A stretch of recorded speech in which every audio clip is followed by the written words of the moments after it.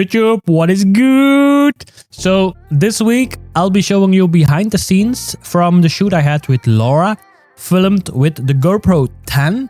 So you will see some distortion in the behind the scenes footage, but that will be all okay since I will be doing a voiceover during the footage. So let's roll that intro and let's just dive straight into the footage.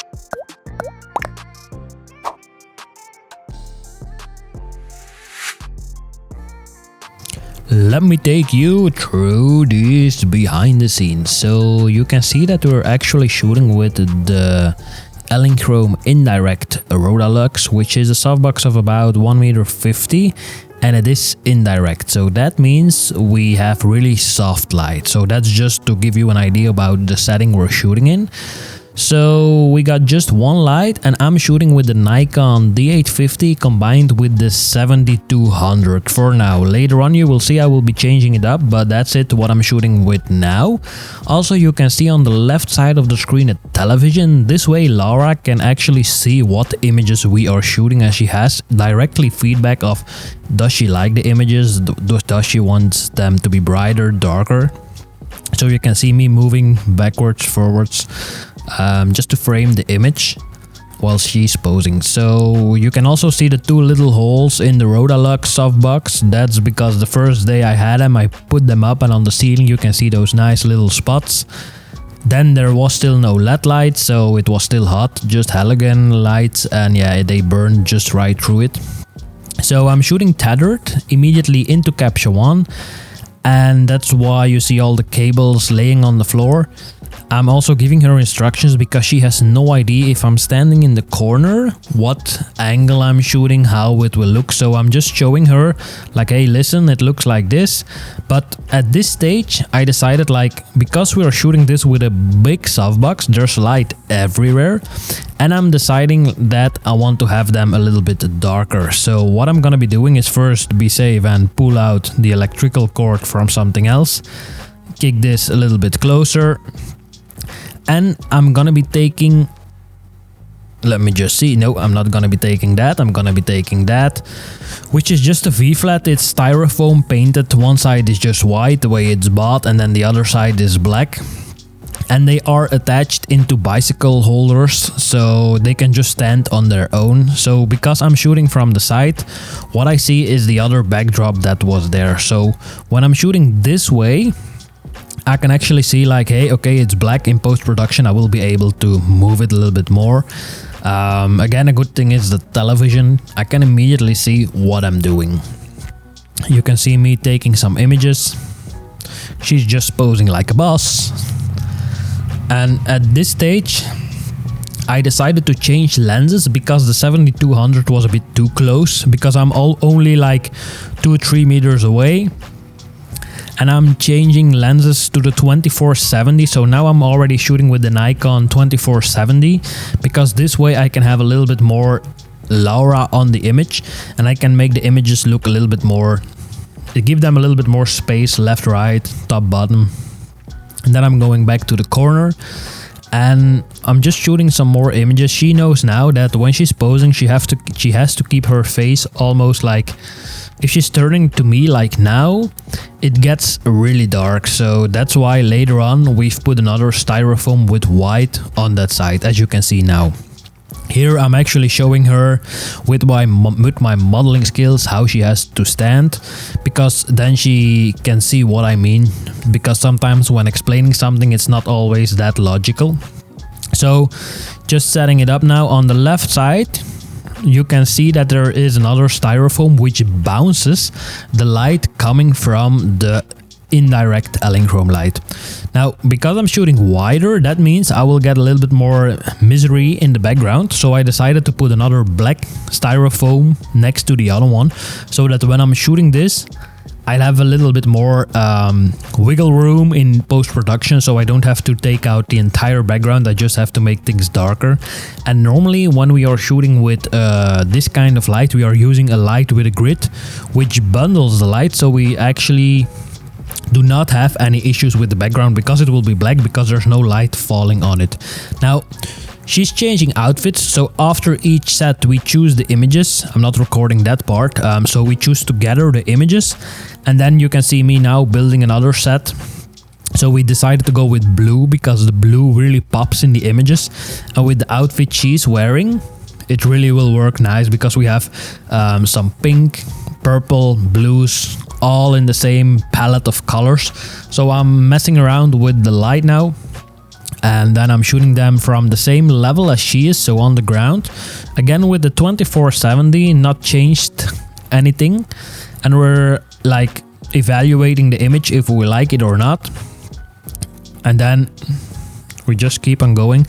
I've just explained to her that she had to move her leg a little bit.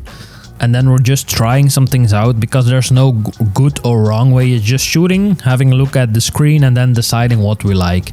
Now I'm shooting it from above, so we have a point of view going down. Then she's laying down and I'm explaining her with the legs like, hey, put one leg closer than the other one. Don't cross it because if you cross legs, you will cut them. So she has an idea what we're doing. I will be shifting the lights as well. I want to put them a little bit closer because when I'm shooting this now, well, the problem is the light is way too far and it gets really dark. So I want to have it really close. So the closer the light is, the softer the light will be and the better quality the light will be. So here it's me shifting it closer, and because we're putting it closer, we have to lower the power. That can be done with the Elinchrom system on the trigger. So I'm just shooting some frames and she knows she has to lift her chin up a bit towards me because otherwise we get that funky face going on. And then I'm telling her like, hey, do this, do that while I'm shooting. Then we're trying this angle, evaluating the image, seeing if the light is okay because now you can see me putting more light or less light in the strobe. All of this was filmed with the GoPro 10, but I didn't really like the quality of it, so I sent it back in. It was just a test to see how the quality was.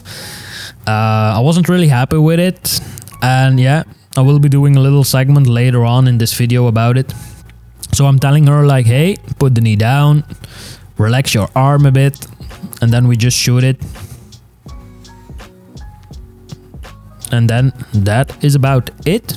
So the images you see now on the screen are the final results from the entire shoot, so you will have an idea what we've shot. And let me jump back to the big screen.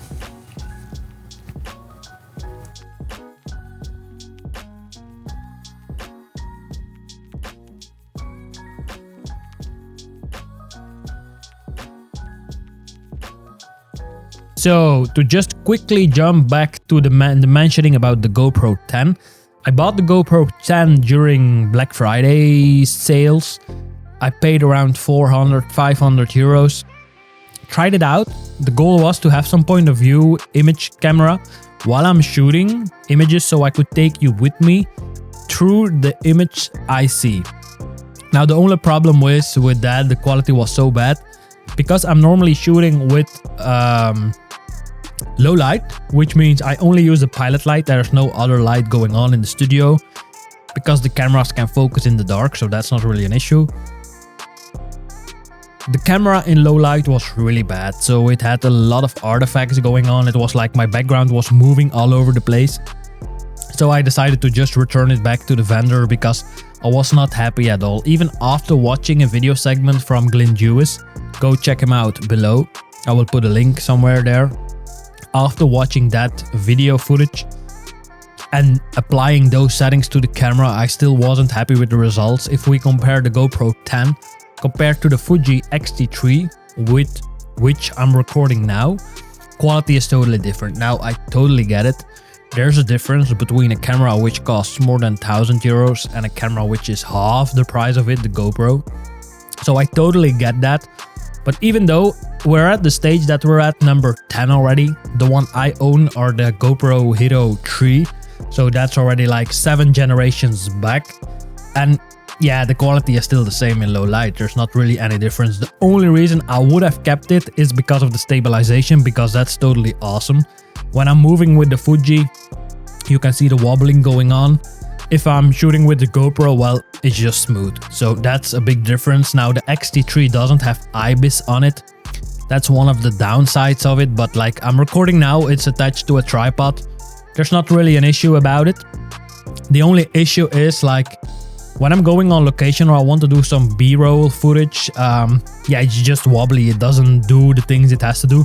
Now with warp stabilization in post-production, you can actually adjust it a bit, but if you do a little bit too much of those movements, it gets funky. Now I also have a gimbal and all the good stuff, so that's another point of discussion. But so yeah, I returned the GoPro Hero 10 because it would have worked fine outside, sunny days, everything like that. The only problem is I live in Belgium, sunny days, not so much. So it's more cloudy, pretty gray at the moment outside. So I just returned the thing back. I got my money back, and in replacement I bought a 1024 for my Fuji X-T3, which I'm recording on now, because it has continuous autofocus, so it just keeps focusing on me, while the Samyang 12 I had before is a manual focus lens, and there's no issue when I'm recording like this. I can set it up front, not really an issue. But when I'm on location or I'm actually filming a moving subject, it's so hard to have the manual focus always focused, especially since it's that wide at 12. You don't really see if it's in focus or not, and I know you can zoom in and stuff, but yeah, let's just not go that route. So that's my little behind the scenes footage from the shoot with Laura. If you got questions about that, don't forget to ask them below. I will reply with pleasure. Now, the GoPro 10 is my personal experience. It's not like the GoPro 10 is a bad device, so just keep that in mind. But for the specific things I wanted it just didn't do what I wanted it to do. Or it did what I wanted it to do, but the quality was not there. Since I want to lift up the quality a little bit more than just being like regular, I want to give it a little bit punch. So that's it for this week, and yeah, if you guys and girls got questions, let me know below. And if you liked the video, you didn't like it already, but if you had something from the content, you took something away, don't forget to hit that like button, because it will help the channel out a lot. Also, don't forget to subscribe, and then I'll see you when I see you. Ciao, ciao.